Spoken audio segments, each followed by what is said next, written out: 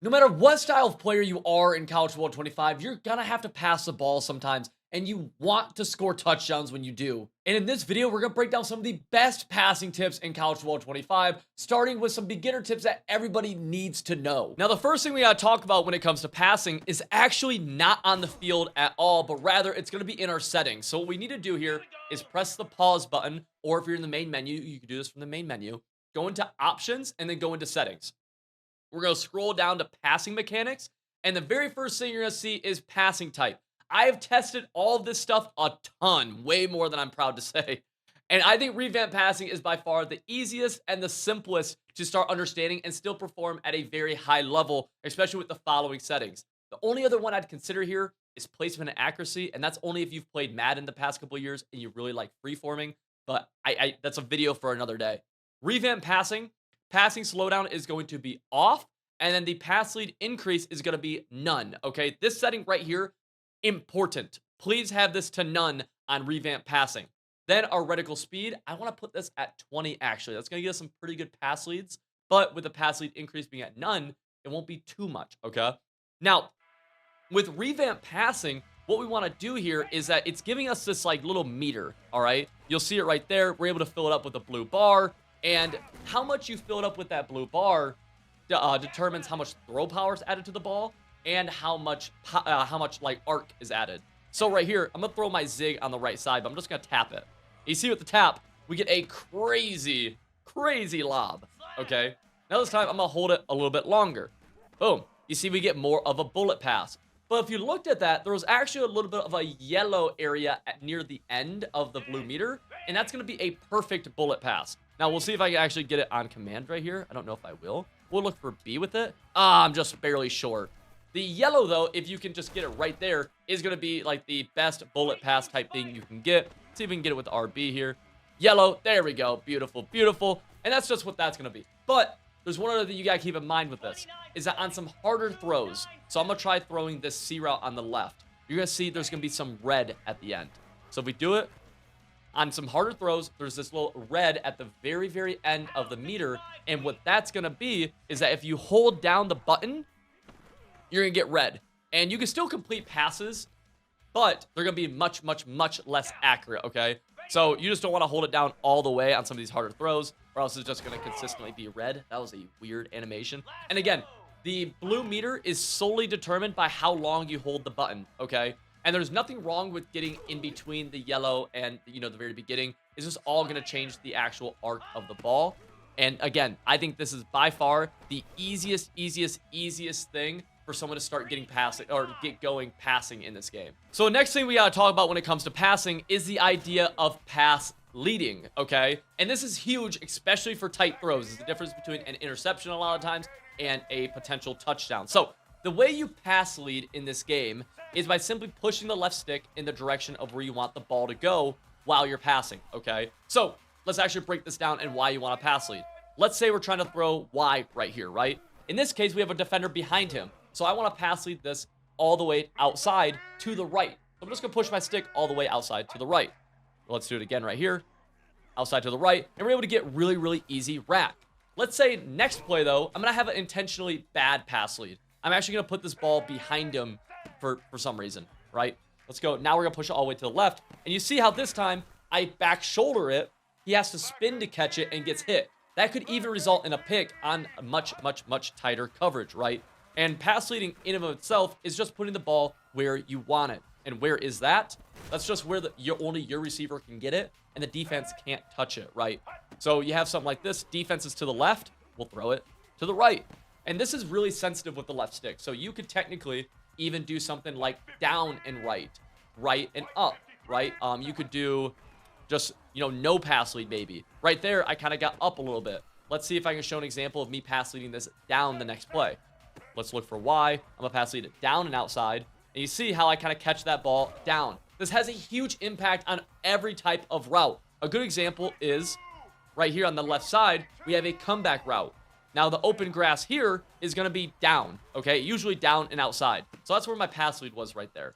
But let's say I pass lead this ball up. Okay, let's see the difference. Right there, I didn't get touched. This time, I go, and I'm actually getting hit as soon as I catch it because my pass lead was a little bit off. And again, on certain throws and certain tight window type stuff, this could be the difference between a pick or not. Right there's a great example. I put it back shoulder, and he got hit as soon as he caught it. Pass leading is massive in this game, and with Revamp, it's just simply by pushing the left stick in the direction where you want to go, and you're able to have a lot of control over the ball, and it will limit your turnovers big time. If you got any value from this video so far, consider doing me personally a massive favor and just seeing if you're subscribed to the channel. And if you're not, if you've gotten value, consider hitting the subscribe button. It's totally free. It helps this channel out a ton. And we're trying to hit 100,000 subscribers. It'd mean the world to me if you consider doing so. Now, let's get back to the video. Now, we got to talk about the 3 different catch types in College Football 25. But first, there's actually something that, like, nobody mentions. I don't know why people just, like, don't talk about this for some reason. But you need to be clicking on to your receivers when the ball is in the air. I'm telling you. So the way you do this is just by tapping B or circle on PlayStation after the ball is already thrown, which is going to give you user control of the receiver that you're throwing to adjust his path a little bit, okay?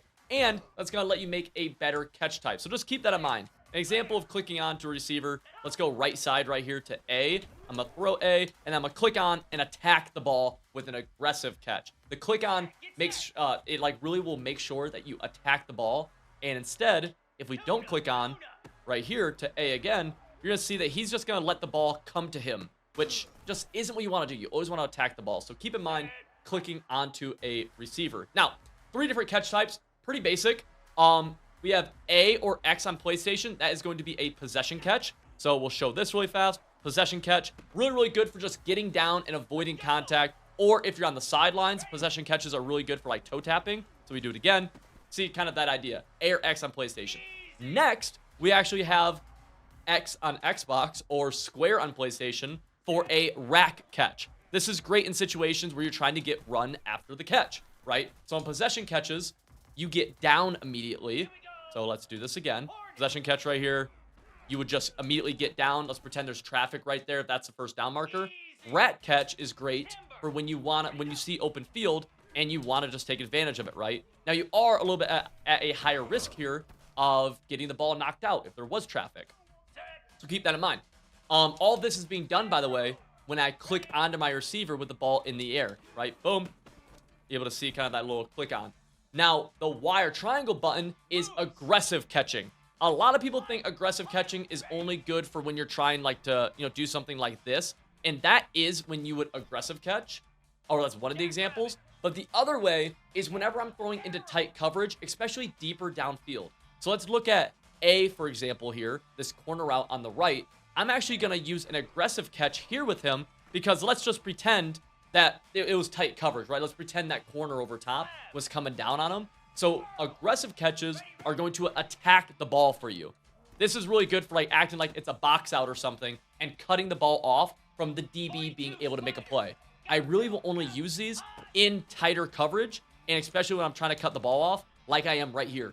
Notice the difference with that catch as opposed to if I just if I don't click on and, I just do whatever, right? And especially that's without a pass lead too. Pass leading makes a huge difference. But here, I'll do the same pass lead.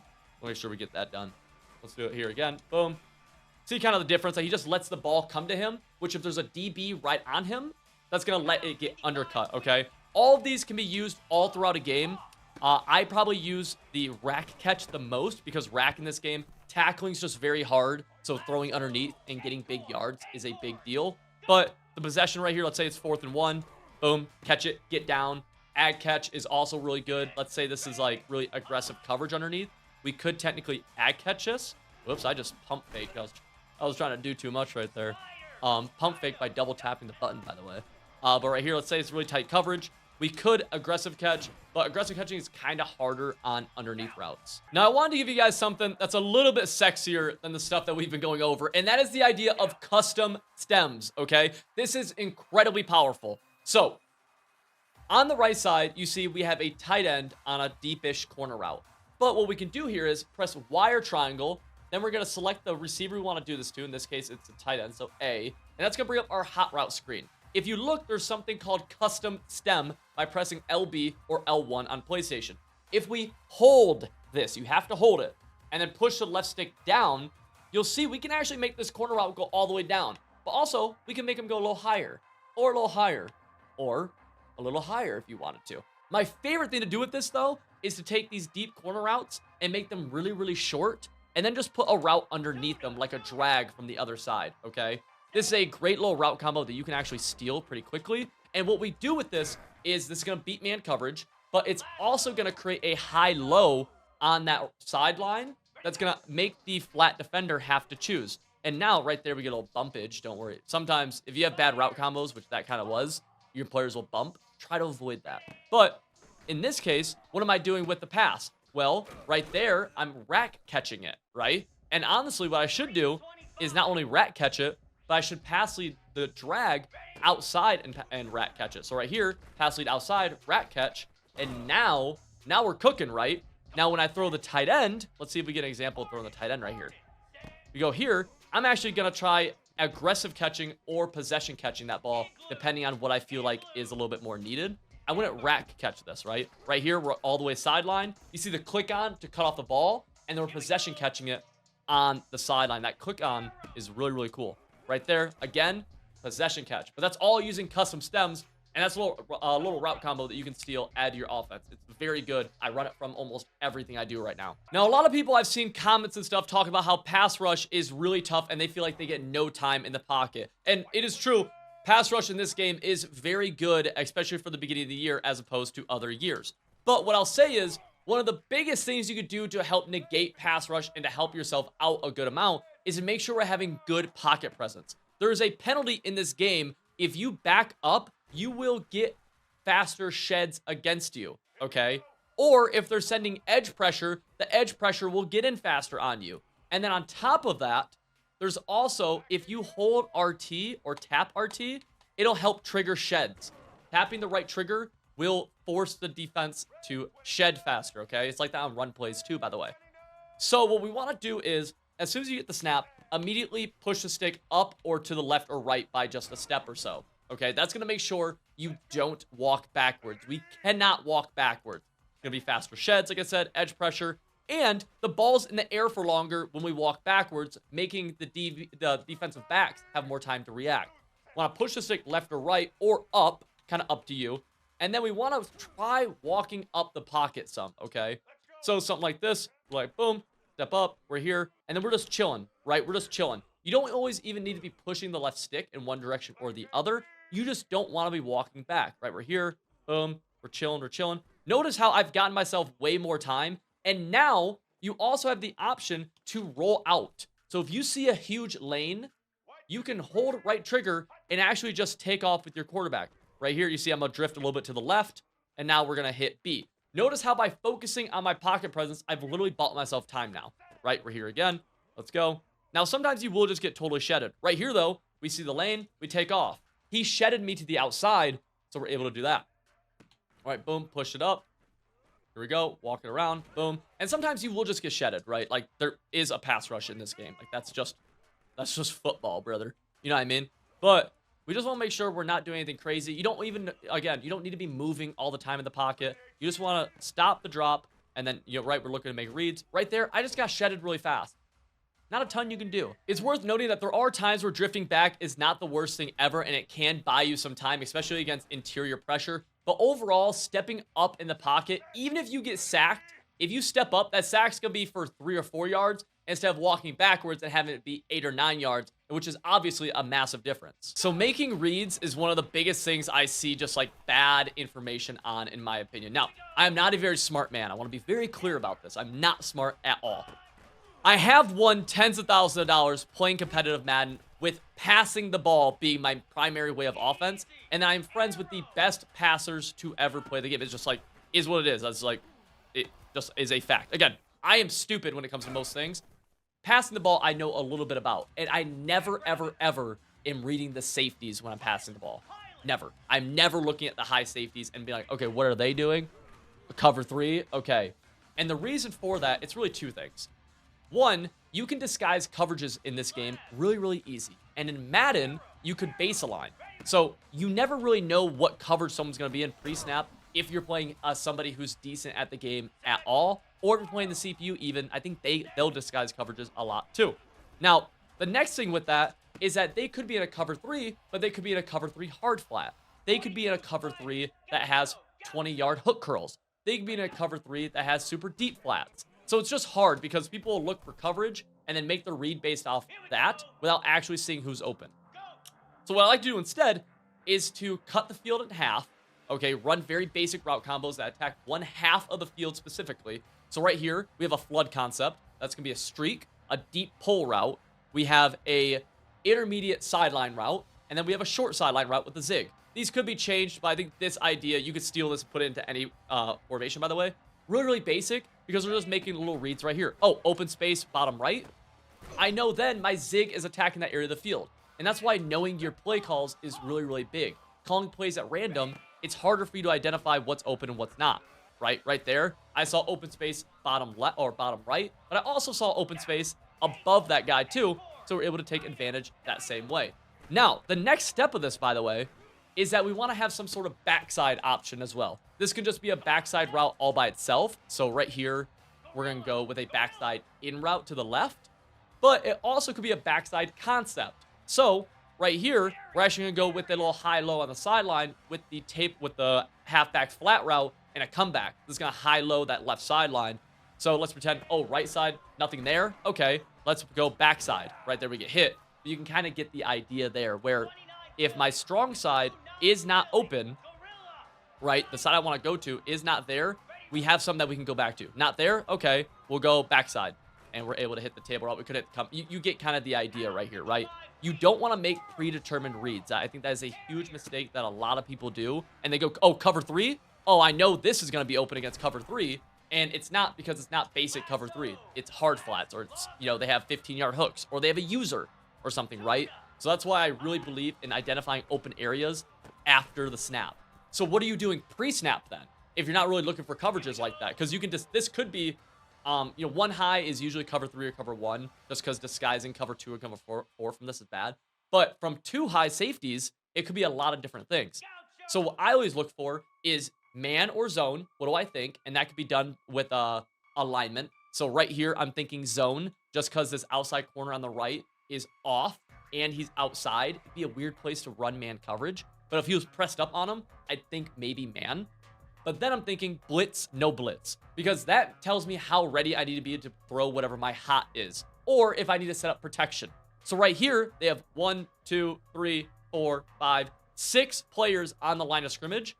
This could be a blitz. So I'm going to block my halfback, and then I'm also going to get really ready to quick throw my tight end if need be. And guess what? They didn't blitz me.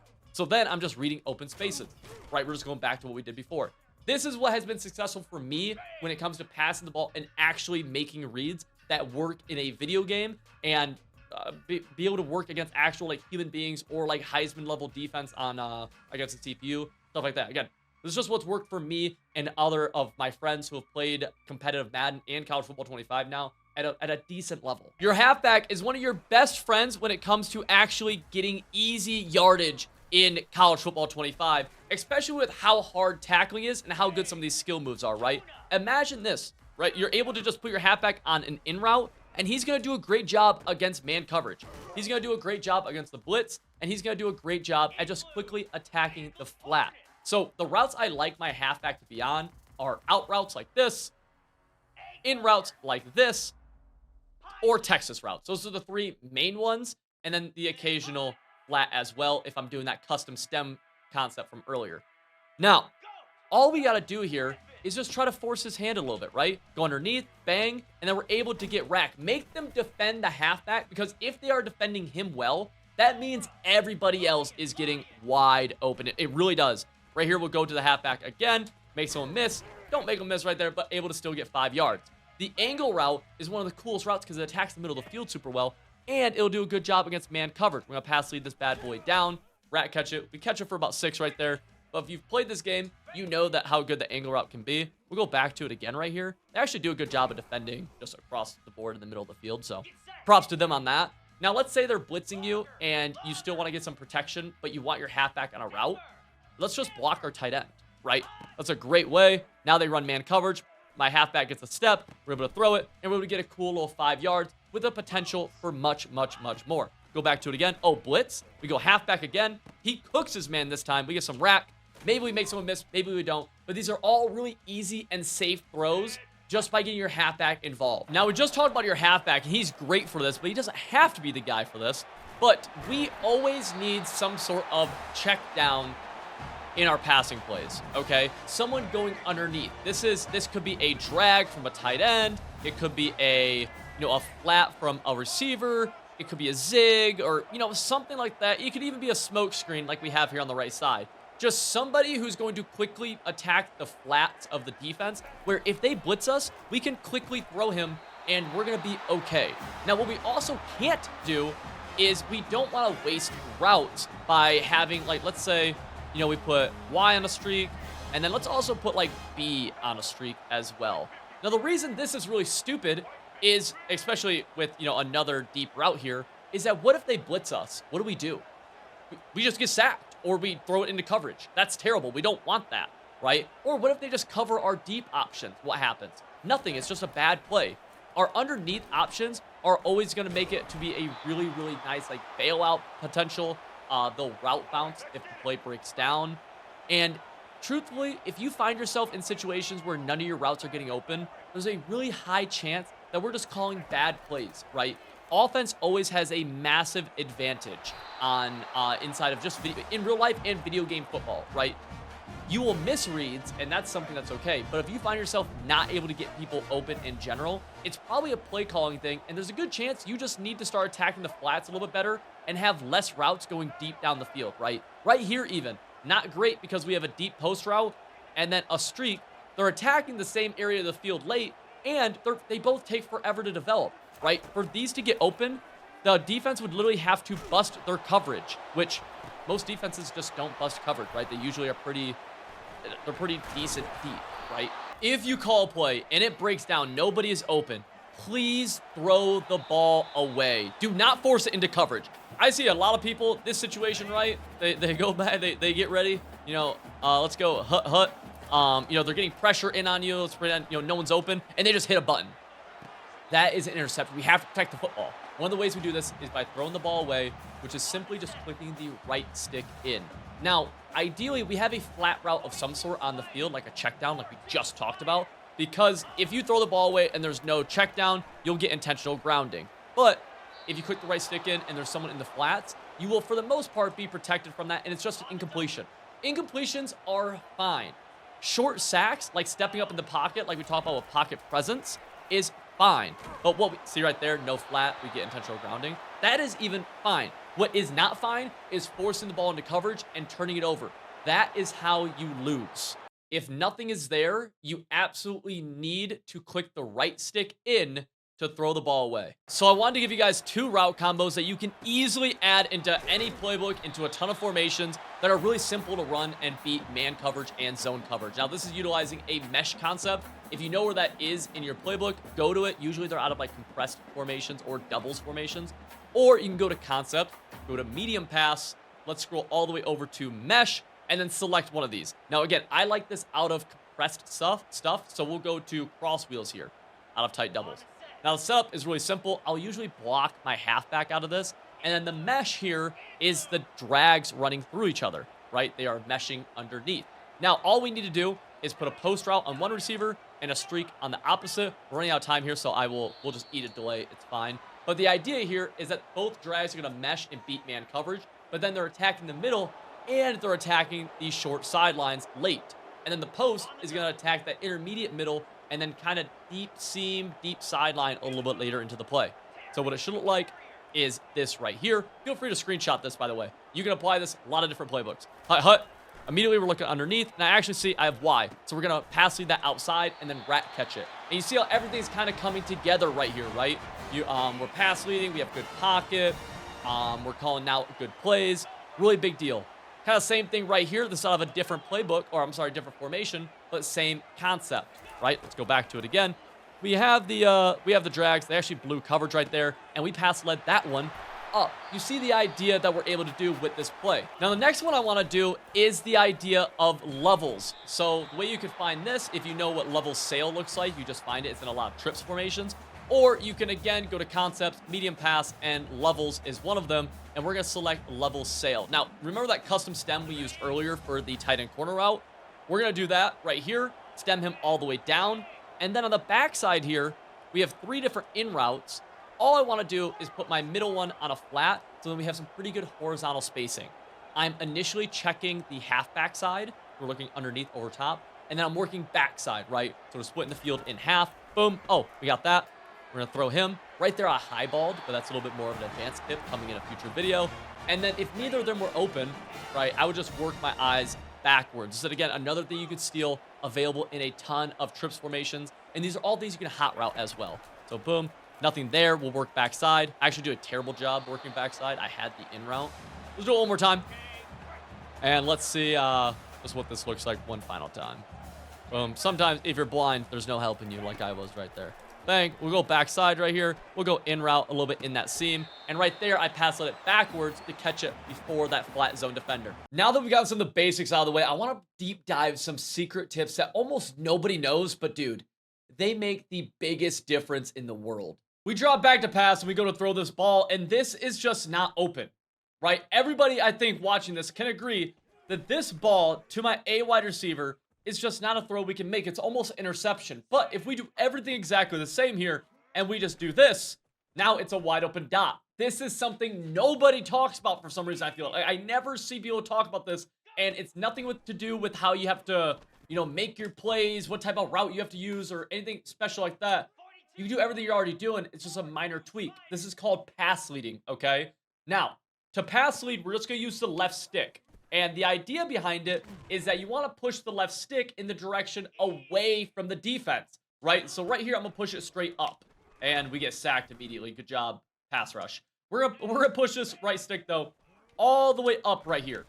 Guess what? That's a pick waiting to happen, right? Because I pass led it into where the defense is going. This time, though, we're going to go down and outside, and now we're going to go away from the defense. We're actually able to catch the ball. We drop it, but that's still a pretty high percentage throw. Right, we go here again. We're able to make it and make that throw again. This is no pass lead. This is not using the left stick at all. Notice where that ball is going. It's going to be a tough catch, could be an interception, etc., etc. But this goes for more stuff than just on corner routes, okay? The idea of pass leading, just using the left stick, I don't care what passing settings you use at this point, by the way. This applies to a lot more. Let's show you for an example. Let's do something like a slant route over the middle to A. Let's go here. Well, right here, I actually want to pass lead this ball up, right? Because had I pass led that down, think about it. Let's go back to it. Let's pass lead this ball down right here. Go boom, down. That's going to get us closer to that linebacker, number 0. Now, he doesn't make the play, but it's going to be a lot closer, a lot scarier, right? We pass lead this down again. You can see it's getting very close to him, and it's affecting our run after catch. Whereas this time, if I do no pass lead, you see we just kind of catch it in stride a little bit, all right? But then, if we pass lead it correctly, which in this case is away from the defense, which is just straight up, you see how many more yards we're able to get. This turns a 5-yard completion into a 15-yard completion. This changes an interception into a touchdown. You can imagine how different windows can get more and more open. I'll show this on the left side corner as well. Let's watch why right here, right? No pass lead. Picked off. Should be a pick, right? This time we're going to pass lead it. I don't know if I can fit this in, but we can at least try to. Pass lead right there, and we're able to make a really tough, yet still able to make the catch, right? Really tough catch. Again, what we can't do, though, we can't pass lead incorrectly. If we pass lead incorrectly, you might as well just not pass lead at all because it's just going to go to the defense. Use the left stick to get your pass leads right. You don't need to use left trigger, anything else. That's all left stick I'm talking about right now. Now, quickly for reference, I want to just mention what my passing settings are. This is very preference-based. It can definitely change, and my opinions on this have changed. But I'm on placement and accuracy. Passing slowdown is off. Pass lead increase is none, by the way. And my reticle speed is 7 out of the full 20 it could be. This is like almost the most default passing settings you could have. I would never recommend classic. I would never recommend placement. I only would recommend placement and accuracy or revamped. For what it's worth, when I used revamped, I had this to none and I had this to 20. Okay, so these were my revamp settings. I do like placement and accuracy more now. I think it got a little bit, I think it just got a little bit better in a recent patch, like a month or two ago, where To start the year, it was kind of like just meh. Now I just like it a lot more than revamped. And it transferred over to Madden really well. So if you play both games, it just makes more sense to use this. It doesn't matter how good of an actual passer you are. If you don't do this, it just doesn't matter. You're going to look terrible. You're going to act terrible. You're going to play terrible. We have to call good plays. This goes so over or underrated for some reason. I don't know why. But I want to just explain to you what kind of a bad play is here. There's a lot of things that go into it, but I want to talk about spacing specifically. So if we look at a route combo like this right here, we have this drag, we have this slant.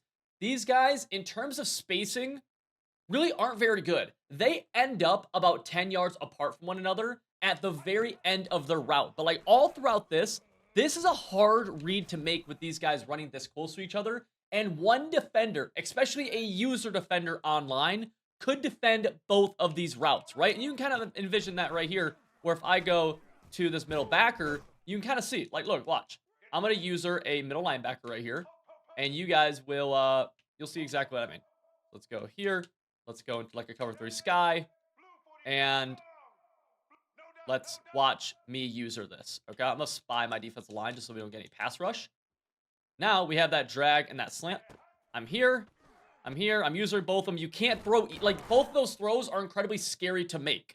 Okay, I'm on both of those. So we need better spacing. What does that actually mean? Like, how do we do that? Well, if we want to recreate that route combo right there, we had the drag and the slant going across, trying to create a high-low. It's a good idea, right? First thing I would do is that we need this guy to go deeper, right? Now, I might stem him down, so it looks something like this right here, but now think about how that spacing is going to work out, right? Now, if I try to user both of these routes, I'm low, you can easily go high on that, right? That post route's much more open. The shed happened, who cares, right? We're getting more spacing on it. We're making it to where a singular defender can't defend 2 of our routes, okay? If we want to take this a step further, we can actually add some horizontal spacing into this as well, because look, if we go here and here, right, these guys aren't, the post and the drag aren't very spaced out horizontally. They get some, but it's not great, right? It's mostly a vertical spacing. So now, let's actually add some horizontal spacing into this. So let's keep this, let's keep the drag right here, sure. Let's put this guy in the post, right? Let's stem him down. This is just an example route combo, by the way. Now, if we snap this ball, let's get into just a basic, we'll go cover 4 drop right here. Let's do this. Now notice there's a little bit more spacing horizontally, and they have great spacing vertically. Notice how a user could never get both of those routes at the same time, or a singular AI defender both couldn't get those routes at the same time. Let's show this in another example here, though, okay? Let's go to something like, say we want this post route, and then we want a curl right here. I don't love this route combo between the curl and the post. Why? Because they're getting kind of close to each other while the post is breaking, right? Think about that. Like, that's some spacing, but like that defender defended the curl and he picked off the post. Literally, like, that's the best example ever. Number 7, he's on the curl, right? You're not gonna throw the curl. You're thinking the post is getting open. He drops back, so you just need more spacing right here. So instead, what would we do spacing wise to make that make more sense? Well, I'd keep the post, right? You could keep the post, but instead of a curl route, let's do a hitch, okay? Because then you're gonna have to choose between them, and you're able to attack the other guy, right? There's so much spacing between them vertically right there that you're able to attack the other guy, okay? So keep making sure one defender can't defend 2 of our routes is massive, massive, massive. Even something like this right here, if we went flat out route, it's hard to throw either the flat or the out. Notice how they hit each other at the right side of the field. We can't have that. We need spacing, and calling good plays is massive. We actually have videos on this channel talking about like good play calls to call that are completely stock and that you don't need to do anything special to set up. You can just call them. They're great plays. Speed kills on offense, and that is true for both real life and in college football 25. Now, I made a video about this the other day. Some people are a little upset because I kind of emphasize speed as being one of the most important things. And the fact of the matter is, speed is probably like almost the most important thing here in college football 25 and in all football video games for the most part. And the goal of these videos is for you guys to win more games after watching them. So I'd be doing a disservice if I just ignored that, right? So I want to showcase why speed is really important. Right here, we have press coverage. I believe we have 94 speed on Brown. I might be wrong, but he's faster than the DB ahead of him. One of the big advantages that speed gives you is that against certain aggressive defenses or just defenses in general, it can give you essentially free touchdowns. Okay, and right there, of course, as I said, we got it the first few times. As we say it right there, we don't get it, but it can give you easy free touchdowns, right? You can turn plays that shouldn't be a touchdown and make them a touchdown. Now you combine that with a pass lead inside, right? That's our first tip. And you are going to be able to start scoring touchdowns. The pass lead inside was just due to that's where the weakness, or that's where the defense wasn't. I'm on Heisman right here, by the way. Okay. So we go to something like this again, right? Let's just showcase it. Let's go with that streak. Boom. Do we get inside leverage? Right there, we actually don't. So we're just going to go to our next read, right? It's not like you're just going to abuse speed every single time. I want to showcase something. That streak for a touchdown is not open if that guy is slow. And to prove it to you, we will go to El Dati. Dati has 88 speed, 87 speed, I think. So let's go everything is exact same right here. Boom. We're going to put Dottie on that streak. And now, can we ever throw Dottie for a touchdown? We'll pass lead him all the way in. Picked off. Right, should be a pick. Let's go again. Right? Playing against aggressive coverage. Speed. No speed right there. You see, there's no opening for him. Pick. Should have been a pick. Right? You see what I'm saying? There's a massive, massive difference in that. And by having speed, you give yourself more options because they're going to do a lot of the intangibles relatively the same, right? Intangibles isn't the right word, but like route running, things like that, it'll be similar. Now, speed doesn't always overrule 100%, but dang isn't important. Another example of this is, let's say, at the quarterback spot, all right? Why is speed important here? Well, if a play breaks down, right, nobody's open, we gotta make a play, right? You can actually make a play with somebody who has some speed at quarterback. He can extend plays. He can get you out of bad situations. And I'm telling you, on big fourth downs, this is huge, even if we're rolling out and picking up yardage like that, or throwing the ball away. Click the right stick in to throw a ball away, right? That's a little bonus tip. You have to do that. All right, play breaks down. Boom. If this guy's slow, right? Play breaks down. There's nothing you could do. You eat a massive sack. You don't want to do that, right? Play breaks down here. This is 4th and 1. Oh, geez, plays breaking down. We got to go.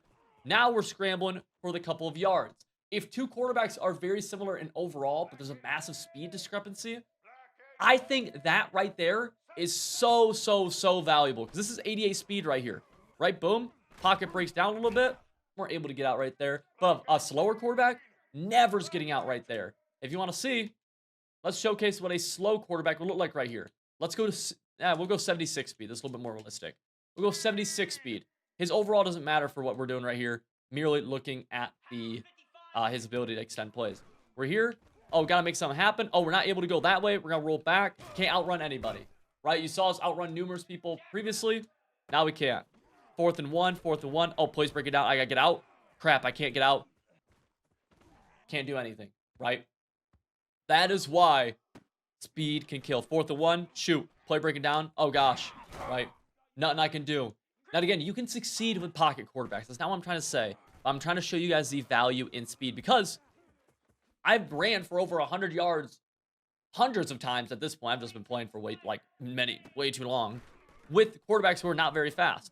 But you will see situations where it does come back to hurt you, okay? That is why speed kills, and people just want to ignore it. It just is, it's reality in the video game, and I'd be doing you a disservice if I pretended like it wasn't probably the most important thing. You have to get yourself comfortable with going low-high instead of going high-low like so many people want to do. And what does that mean? When you're making reads on offense, your eyes should start at your initial routes that are beginning to develop right at the snap. So this, a lot of times, is drag. This can be flats. This could be out routes, right? In this case, we have a nice little play called mesh where we have two underneath drags and even a halfback coming out of the backfield on a wheel. But his initial part of it is low. Right here, boom, underneath. So many people want to look deep all the time. And that's okay to an extent, right? You can have designed plays where you're looking deep. But as an overall rule of thumb, you should first be looking low and then working your way up high, right? That is what we want to be doing. Because if we look high and we look low, think about it. Routes that go deep, they take time to develop. Watch this post route. For him to develop, to even be throwable, right? Watch A. Let's do it. Let's count. 1 Mississippi. 2 Mississippi. Now he's able to throw right around 3 Mississippi. What if they blitz you? then what? You just can't, right? And then on top of that, by the time he starts his route, right, my drags and stuff are already like almost done with their routes. Instead, check the drags, check your flats. Boom, right here. Oh, we got B. Cool. Cool. I don't. That guy probably just started cutting, but I would never hit B had I looked for the tight end first, right? And it's not a bad thing to identify. Oh, this guy's not open. This underneath isn't open. That means high is going to get open, and then start using your opponent tendencies to start predicting more of your reads. But as a rule of thumb, we have to start low. We have to. Wow, that was a bad read. That was a bad read by me. But you have to start low because you'll miss so many reads if you just start high. The other thing that goes with that is that unless you're trying to take advantage of aggressive defense, streaks are almost never going to be open. They just won't. Now, this is a little bit different. I want to be careful with this statement because this can be a little misleading. Streaks on their own typically will not be open. If you're running something like verticals or like 4 verticals, something like that, a little bit different. But like this streak right here from Conception, he's just like you're just not going to get him open against anything unless they're playing aggressive coverage and you have that speed discrepancy that we talked about, right? Right here, if we put Rodgers on a streak, seriously, serious question. What is he getting open against? Nothing? Because you don't want to throw him one-on-one, right? One-on-one's begging for a pick. That's not a good read unless you have an ability. So keep that in mind, right? Where these streaks can almost get taken out of your read progression. They're used as more of a, dang, I thought we had an actual laser. They're used as more of a clear out route than they are as an actual read. Again, sometimes they can get open, but it's just unlikely. Start low. That's going to help you keep the chains going, stay ahead in your drives. And if you get to a second and short, then you can have a specific play call where you're a little bit more aggressive saying, I like this corner, right? And then go throw that corner right there. I did not like the corner, but you kind of get the idea, right? You go deeper and deeper and deeper. But you have to set yourself up for good situations to do so. Now I like the corner. There we go. So I'm looking to throw this tight end right here, and I'm going to use the same pass leading idea that we did before. And we make the throw, but it's still a tough window sometimes, right? Just certain routes, that corner was pretty deep. We'll go again. We'll do the same kind of pass lead. We're able to get it, but he's taking a big hit. The pass lead helps though, right? And you can see, because if we don't pass lead this, probably going to be picked off. Probably won't be very open. Yeah, see that? Boom. Just not a good throw. But there's something else we could do here to make this an even safer throw, which can make a massive difference for you. And this is called clicking on and making user catches, okay? So it's clicking on and making user catches. The way we do this, and the reason we do this first, the reason we want to do this is for situations that are kind of tight throws that we need to almost manually adjust our receiver and go and get the ball. This will allow us to attack the ball. Think about yourself attacking a rebound in basketball. And it'll allow you to select a catch type as well. So let's showcase how we click onto somebody. When the ball's in the air, you're just going to simply press B or circle. So right here, you kind of see me press B or circle a little bit late. I'm kind of trying to demonstrate it a little bit. But you want to press it, and you can then move that guy. Right? Boom. Click on. You kind of see me move that guy a little bit, and I adjust him down a little. Just a tad bit. I'm able to adjust him down. We go here again to A. Boom. I'm going to go here, and now I'm going to make an ag catch. So when you go to make that catch, you can either use Y or triangle, which is an aggressive catch. You can use X or square, which is a rack catch. Or you can use A or X, which is going to be a possession catch, okay? Now, what those are is that this is an aggressive, An aggressive catch is when you're in traffic, all right? So let's say a situation like I'm trying to throw A right here, and I get into traffic. Oh, I want to almost try aggressive catching that. I'm going to high point that ball, essentially. I'm going to attack the ball a little bit more. So we go right here again to A. Oh, it's tight coverage. See him kind of like jump back to it. That's him attacking that ball. That's going to make sure that our receiver is going to be the only one to get his hands on it. Or that's the goal of it, right? Boom. Oh, gosh. Tight throw. Boom. See what I'm saying? Now I'm getting totally away from that DB. He's not even close to me in that case. That is a user ag catch. That's a click on. That's super, super good. Big difference maker, right? Wow, we are missing throws left and right. Now, let's show an example of when we might want to use something like a possession catch. Well, let's watch B right here.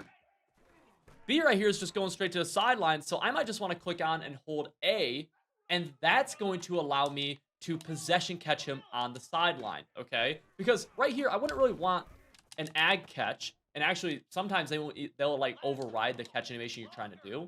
Keep that in mind. But you wouldn't really want an ad catch right there, right? Right here, you don't really... Like, the ad catch is just rough to do on the sideline. You're not worried about getting your feet in when you ad catch. At least not as much. Right, we go here again. Let's do an ad catch.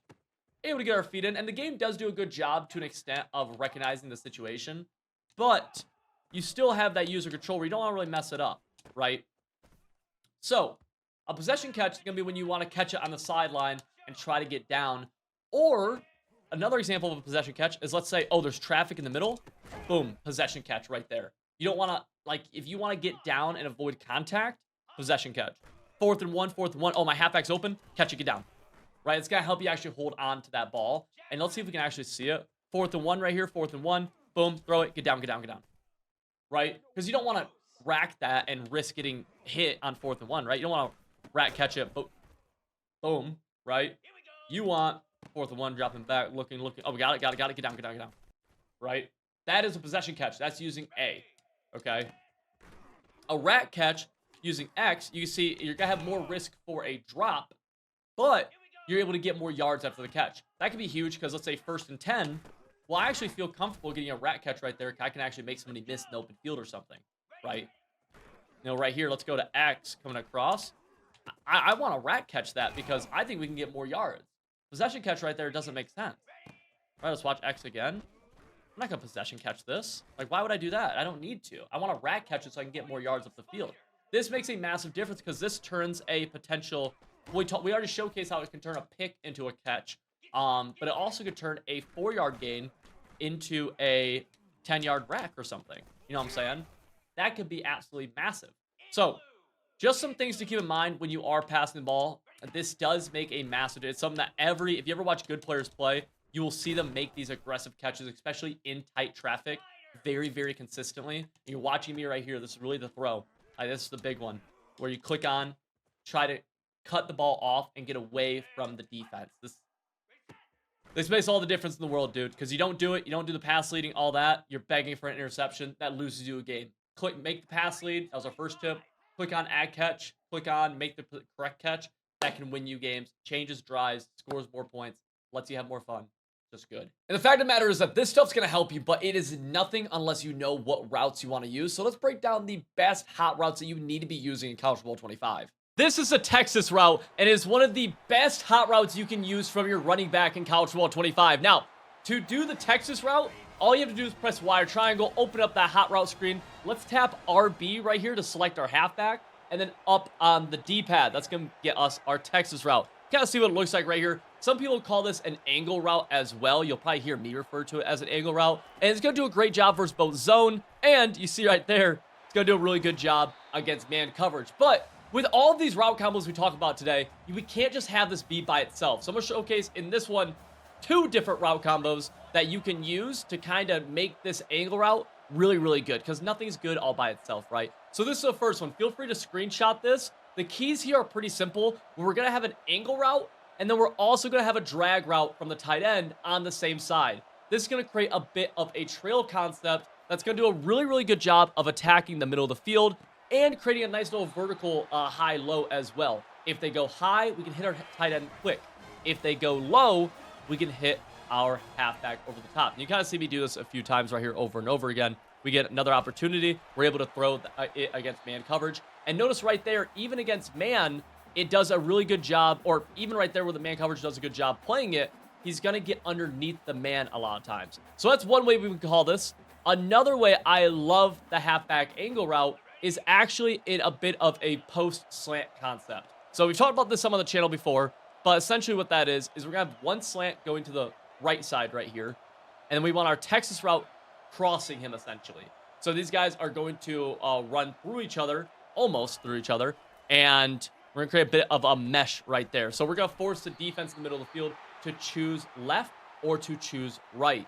Showcasing this route combo again, feel free to screenshot right here if you'd like. Let's snap the ball, and let's see what we get. We have RB. I'm actually going to go Y here just to showcase that these route combos build on top of each other, right? While these are my favorite hot routes, they have to be used with other things. Another great way to use the angle route or the Texas route right here is in the red zone. Let's see if we can actually get it. Boom. Right in the middle, right above that linebacker for an easy touchdown. for Texas. The outside post route is one of my favorite balls to throw in college football 25, and there's really two main ways we're going to set this up. But first, what we need to know is that to do this outside post, we need to do it on one of our outside wide receivers, and then we're going to select our hot route menu, select the receiver. In this case, we'll go to B, and then we're just going to do up on the right stick, which is going to get us that post route. I call it an outside post because it's coming from the outside wide receiver. Now, we have the option to put one person inside of him on a streak. This is going to create a clear out route, okay? So this streak from Tuttle? We'll call him Tootle. The streak from Tootle is going to push back all the deep zones, letting our post route get open underneath him. We can kind of see that happen right here. And you'll see this can do a great job versus man coverage and also zone coverage. So that's how we're going to open it up with a clear out route. But let's say I wanted this guy on a drag, okay? Well, we can actually take this post and we can stem him down. So it's wire triangle, tap B, and then hold left bumper and go down on the left stick. And you see him stem all the way down. Now we could stem him up, but I wouldn't do that. I would stem him all the way down. And now this is going to get him open underneath deep blues without any kind of clear out route. So let's go back to it right here. Let's see if we can actually get him open. And he is going to get a step. Oh, he drops a diving catch though. But you see the deep blue doesn't actually make a play on that ball. And that's all we're caring about right here, right? Now, of course, when it comes to beating man coverage and stuff like that, player ratings do play a big factor in that. But this route has high potential to beat man, to beat zone, and to do pretty much anything you need from it. Let's go back to it right here. This is a stem down version. You're going to see we're able to throw that underneath the deep blue for a big gain. Now, probably my favorite way to run this, and there's a bunch of different like pure route combos you could do, but my favorite one, I think, is going to be this right here. I'll let you screenshot it, where we do something like this. And the reason I like this so much is that we're creating a flood concept, or not even a flood concept, but a deep attacking concept on the left. And we're going to get a little bit of a high-low in the middle of the field between our halfback and the outside post. So let's call this play. Let's see who we're able to hit, actually. And we should have the post. Oh, we get a bad throw. We missed the throw. But keep in mind, you can do this play out of any formation that has an outside wide receiver. I did a lot from spread, but literally, as long as you have an outside wide receiver, you're totally good to run this. Easily one of the best routes in this game, like without a doubt, is going to be the slot wide receiver zig. So all we need for this is a wide receiver who's in the slot. So let's just call a formation here. And we're going to select one of them. We'll go, in this case, to Y. And we just have to tap our D-pad to the left. That's going to open up that zig. And you'll see Horton Jr. right here is on a zig. Really, the only thing that's going to consistently defend this bad boy will be a hard flat, which is fair. Hard flats play that area of the field hard, and so they should. Now, you could do this if you had two slot wide receivers. You could do this to either side if you wanted to. This is going to cook man. This is going to cook zone. Slot zigs are also incredible, like, route concept, like, builders, meaning that if you don't know what a receiver should go on, put him on a zig, because he's going to attack zone coverage underneath, and he's going to attack man coverage. He is an everything beater. You can literally just get him open against everything. Let's go back right here, Horton Jr. to the left side. See if they play defense. They play a little soft. Easy, easy, easy. And you can just use these up and down the field. And you don't have to throw them every single time, but you can always have them on the field. And let's see it from something like right here, trips, right? Let's go to like a little flood concept to the right. We have a deep corner. And then let's put a zig. And now, let's see. Oh, man coverage. Cute man coverage. Now, what's important to note, only thing I want to point out with a zig that can sometimes be bad, is that if you throw it a little bit late against man coverage, you have to make sure you pass lead it outside, almost like aggressively outside. Because if you throw them late, they can sometimes get caught inside. Right there, he got bagged, and he got bagged by what appeared to be either shaded down man and outside, or it was a hard flat right there. I'm not 100% sure, but like every route can get bagged, of course, to some degree. But I mean, you can just see, like, in terms of, like, percentage, this guy's getting open a lot. Let's go 3rd and 1, one final dot. Let's go 5 wide. And, dude, I'm not even opposed to you. You could go double zigs, right? Go double zigs, choose them, because they're not going to defend both of them. Here, bang, quick. Oh, a little bit of rack, a little bit of, oh, almost. A really cool short yardage concept that I love using these zigs, by the way, is having one guy in some kind of flat, and then put a guy inside of him on a zig. Because that zig kind of does that little pivot, he's actually going to get inside of any kind of zone coverage, and he can still beat man. So let's go here. You see, like, he's going to get inside that flat zone that's outside of him, allowing you to kind of hit that window I threw right there for a really short gain. On 3rd and goal from the 3, this might be literally what we need to pick up a touchdown. So let's actually see. Let's go to something like this, where we have that out route from the outside wide receiver. Let's see what the zig does. Zig's going to get open right in that pocket. Bang. Tight window. That's another little utility that the zig has for you. It's so good. You have to use these. This is just one of those routes that I think every offense has to have to some extent, to some degree. It's going to be the tight end drag route. Now, right here, we had some squigglies on our field. Let's see. Oh, no, they're gone now. Okay, we're in Buckeye Stadium, but thankfully the crowd noise is gone. We're just going to simply tap wire triangle, select the tight end, and then down on the right stick. Going to get that drag route out there. Now, this is going to do a good job against a couple of things. 1, man coverage. 2, zone coverage. And we can attack quickly in the middle of the field, or we could throw him later on the sideline. So this kind of acts as a dual threat where he's going to be our quick read, but then he's also going to be our kind of later on the flat type read. So they got to defend 2 different areas of the field to just take away this tight end drag. Let's go again right here. Now, ideally, you have somebody who's better right here, right? Because this does come down to how good the tight end is when it comes to like run after catch or just beating man coverage. But I want to showcase something here for you guys. What if we did a route combo like this, where we drag the tight end, we zig the slot receiver, and then let's say we just leave this outside route right here. Now we're going to be utilizing numerous routes, or we could do something like this. Let's actually do this right here. Now we're taking advantage of numerous routes we've already talked about and creating a pretty good route combo. We can snap the ball, and we could hit zig. Let's actually just go A instead, but I think I was going to have that post. And this is how you're kind of building a route combo just like that. You see how we just spaced everything very, very nicely together. Nothing was running into each other, anything like that. Or we just go, add it to a multitude of different plays. Go tight end drag right here. See what it looks like. Bang, throw him in the pocket. First down. Great for short yardage. Great as just a chain mover. Great as just a thing you need in your offense. Easily one of my favorite gotcha routes this year.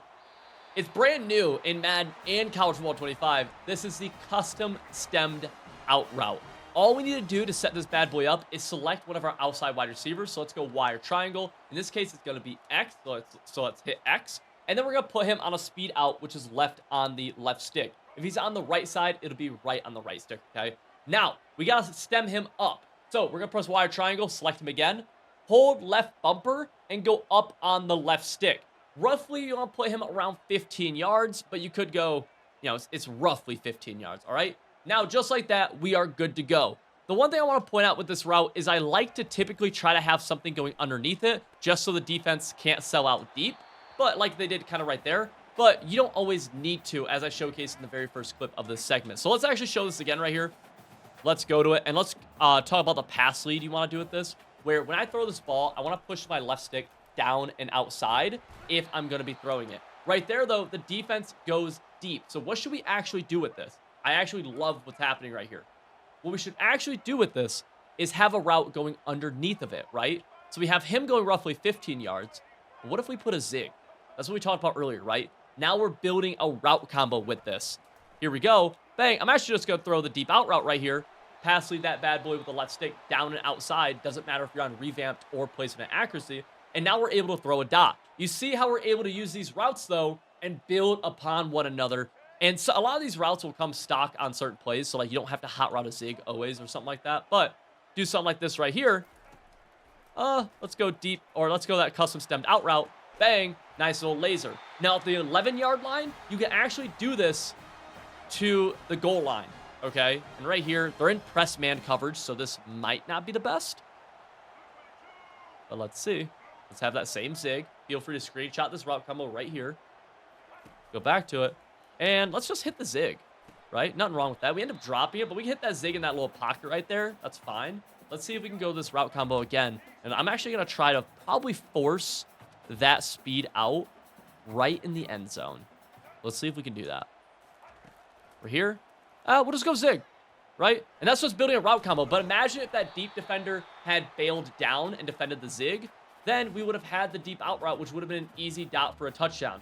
That's how you go about building these route combos together and just building something more than just like a money route here or a money route there. We're taking these good routes and building great route combos that are going to make us unstoppable on offense. So this next hot route is going to be the glue guy of hot routes, and it's the slot streak. Now, what we want to do here is press Y or triangle, select our slot wide receiver, who in this case is the right bumper, and go up on the left stick. Now he's on a streak route. I want to showcase why this is so important, though, and why I call him the glue guy, okay? So right here, I'm not going to have him on a streak. We're going to snap this ball. I'm going to try to throw this outside post. We throw him, and I mean, we make the catch, but he gets hit as he catches it. Maybe a dicier throw that you could drop. Let's now put him on a streak. Let's do the rest of the route combo exactly the same. So now we're utilizing that slot streak. And let's make the same throw. That now just became wide open. While the slot streak is not always somebody we're going to throw, he's somebody who's going to open up things for us. And this is massive for any kind of offense. We can see it again right here. Let's go back to it. Bang. Massive difference compared to where I'm going to show it again here, where we don't have that slot streak. Go right here. Snap it. No slot streak. Going to make that throw. It's going to be a lot tougher. You see us getting hit immediately. The slot streak's going to open things up. Another example for you. Let's have no slot streak. And let's have our outside wide receiver on this deep C route, okay? Or corner route. This shape like a C. I call it a C route. Let's go here. Let's go to throw this C route. Boom. Gonna get played. I mean, that's not a catch you want to make consistently. Whereas if we have this guy on a clear out, right? Or a streak, he's going to push that deep blue back. Let's see it. See route. Gonna be able to throw it. Gonna be a much more manageable throw. We're able to actually lead that. We're able to get the ball a little bit better. So let's go to it again. Snap it. Let's see. Bang. We're able to. Oh, wow. I mean, that just got sailed. But we can see, like, that guy is no longer all over our deep route like he was before. That is the power of seam streaks, or of slot streaks. They're going to open up everything else for us. Right there, you see, like, the massive difference between those two throws with and without the slot streak. He is a clear out, or a pull. He's going to push all the zones back, opening up things underneath. Now, there is a situation where you could throw this guy, though, and I want to showcase that because he's not totally useless as a throwable route. It's just a little bit tougher. It's not something I would totally, not always something I'm looking for, right? So let's go into something like this where I'm playing against somebody who is running a zone blitz on me. Well, he actually has high potential to be a quick throw here. Boom. Quick throw right up the seam. Potential touchdown. So he is a nice hot read against certain blitzes as well. Keep that in mind. As, you know, you don't want to, like, if you could take advantage of this type of throw, you want to take advantage of that type of throw as he breaks some tackles. Man, some crazy plays in this practice mode. Slot streak, he's the glue guy, but sometimes, dude, just like a real glue guy would on an actual team, dude, he's going to make some big plays for you. This is a simple one that we have the ability to add onto any route combination, and it's important to keep in mind that he won't always get open, but he's always a great option on any play, and simply the halfback flat route. So let's take a look at what this route actually looks like. We're going to tap Y or triangle, select our halfback who's Y, and then up on the right stick's going to create that flat. And let's look at him. He's just going to quickly get out to the flat. It's very, very basic, very, very simple. And against anything where they're playing off zone coverage, you're able to check it down to him very quickly for a short gain. This is something that's going to make them have to defend underneath, and he can also act as a nice pull route to the sidelines for any routes going into the middle of the field or eventually attacking the sideline. Let's go back here again. We can quick throw him, and we're able to gain, right there, only one. We're able to dink and dunk with this style of play. And again, the purpose of this isn't to pick up huge gains with our halfback, rather is to get him involved in the passing game, get him open out in space. And right here, we're able to throw him, again, you see, for a gain of 3 yet again. Easy, simple completions that we can use throughout a game. He's big on helping us complete route combos as well. So let's say we want to go flood to the right side, right? Let's say we want like a corner route over here. Well, right here, we can't really make it. But you'd want a flat route coming underneath from that halfback. I mean, they are just, there we go. There we go. Go to it. Boom. 4th and 3. Hit the halfback. Short gain. Now we get him out in space. Spin move. Able to pick up some big yards. You see the potential power of him. And I think against any type of defense that isn't blitzing, I think your running back should almost always be on a route.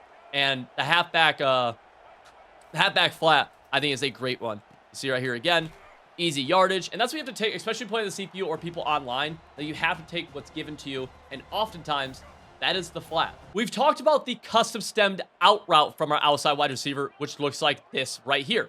Pretty good route. But we also have the custom stemmed in route that we can have from our outside wide receiver, which is going to provide a little bit of difference with this. And it's honestly, like, I'm a big fan of this route. So let's go to it right here. And the reason I like this over the post is that he can get underneath deep blues while stemmed up without any kind of clear out route, okay? So let's showcase a route combo that I'd really like with this stemmed up in route. First, we're gonna tap wire triangle, select our outside wide receiver, and put him on an in, okay? Then we're just gonna stem him up by selecting him, hold LB, and we'll go to roughly 15 yards, but you could go deeper, I guess. I'd go about 15, though, give or take. Right there. Okay, cool. Now, let's put a little flat route. Let's keep this in, and let's do this. Let's do this route combo right here. I love this idea. This is going to do a good job of attacking the middle of the field, and you can see where we're able to throw that in route right in that little pocket right there with no clear out needed. That's what's really cool. It's going to attack in a little bit different area than the outside post as well, and I think it's just a really good one to have in your arsenal, especially in situations where you need like a bigger gain. Like this is something that you can easily add in, and you're able to get some of those bigger gains. You see right there again, that's against match coverage, able to get another big gain. The other way I would use a route combo like this is, let's say we had a very basic flood concept going to the right side here. Okay, so you look at the right, corner, streak, smoke screen, basic flood.